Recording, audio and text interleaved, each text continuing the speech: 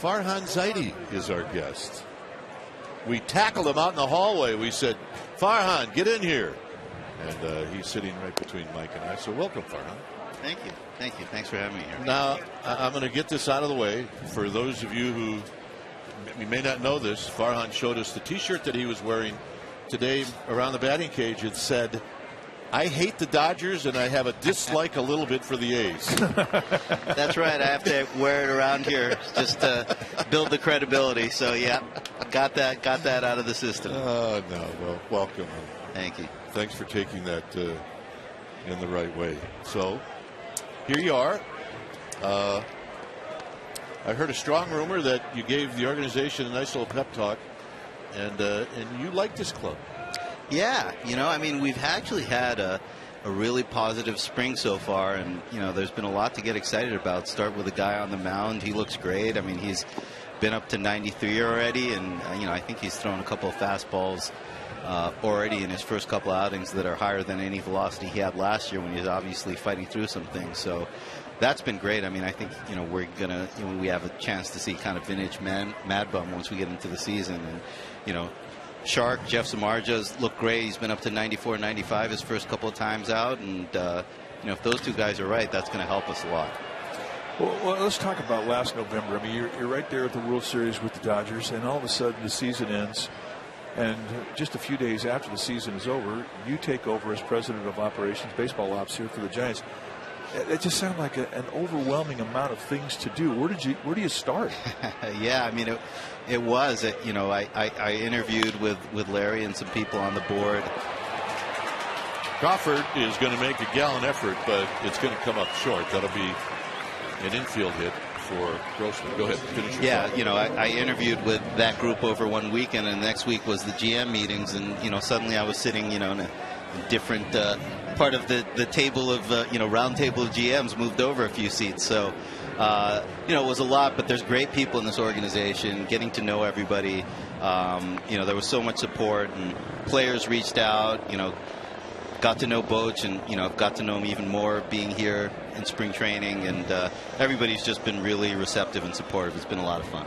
You had 10 years from across the bay to at least observe and see the organization. Yeah, observed a short distance. 3 parades. Yeah, well, yeah. Had all kinds of traffic routes rerouted. So I got to experience that side of it. Would like to be doing the rerouting. Next time we have one of those. This is Chapman. And we talk about the avalanche of things to do when you take over as president of baseball ops. Well, what about the logistical things with your family? You got to find a new place to live. And you knew the Bay Area, but I mean, were there enough hours in the day? Yeah, no, thanks for reminding me how crazy it's been. Nothing like reliving it after actually having to go through it. But, surprisingly, the Bay Area real estate market has not been that receptive to our interests so far. So the C's haven't exactly parted for us, but you just figure that stuff. You take it day by day, and obviously the demands of the job take up a lot of time. But we'll figure that all out, and our familiarity with the Bay Area, I think, is going to make that a lot easier too. It's 0-2 to Chapman. Chapman lines it to left, and that'll be a base hit. Any one or two things that surprised you in taking over? Other than the amount of time that it was going to take? Yeah,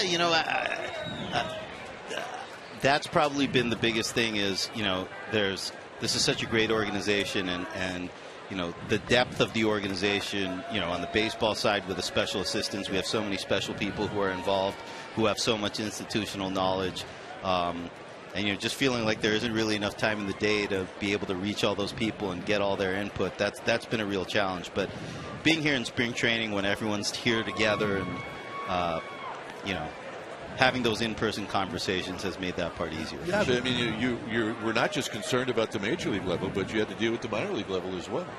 Yeah, I went through this 4 years ago in LA. It's funny when you first take the job and you start talking to teams about trades, and a team asks you about a certain prospect, and you say, I'll get back to you. And then you get off the phone and you say, hey, who's so-and-so? I have no idea who that is. Right. So, that it's a little bit of you kind of just learn the system and learn the organization as you go. There's really no other way to do it. But, especially with minor league games starting here in the next couple of days, getting a chance to go over there and watch some of the kids play, that's going to be fun and definitely education. Now, you're not afraid to pick up somebody. I'm wondering, do you check your phone like in the middle of the night to see if anybody's available?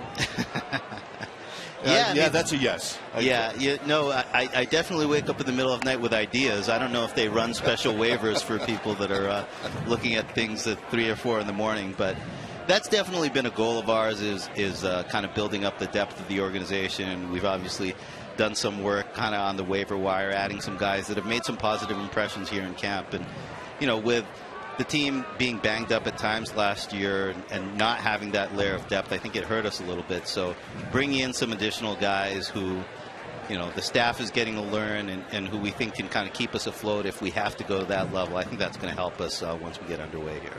Well, we saw it with the Dodgers. You had athletes that could play different positions. You had guys that could catch, could play second base, could play in the outfield. I mean, that's kind of what that Dodger team was all about. Now we're seeing those type of players come into the Giants camp. Yeah, I mean, that's the hope. And, the off season is always going to be about the big headlines and the big name acquisitions. And, that's what gets the casual fan excited. And that's totally understandable. But from our standpoint, for us to have a successful 2019 season, we're going to need contributions from young players that our fans might not be that familiar with right now. And our responsibility is to kind of figure that out over the course of this spring training and once guys get to the minor leagues, and hopefully we're getting impacted by a lot of those players once we get underway. If you take a look, we have a graphic on just some of the people that Farhan has picked up in the offseason. Yeah, that is a lot of guys. That's a pretty impressive list. And you know what? When you look at a list like that, it also means a lot of decisions. Yeah, I mean, and I think we've been in that position where we've wanted to be aggressive. We've done some work on the waiver wires. We signed some nice veteran players on NRIs late in the offseason. I think those guys all really have a chance to help us. And Bumgarner needed that double play, and he gets it around the horn. Grossman ends up at third, 2 outs.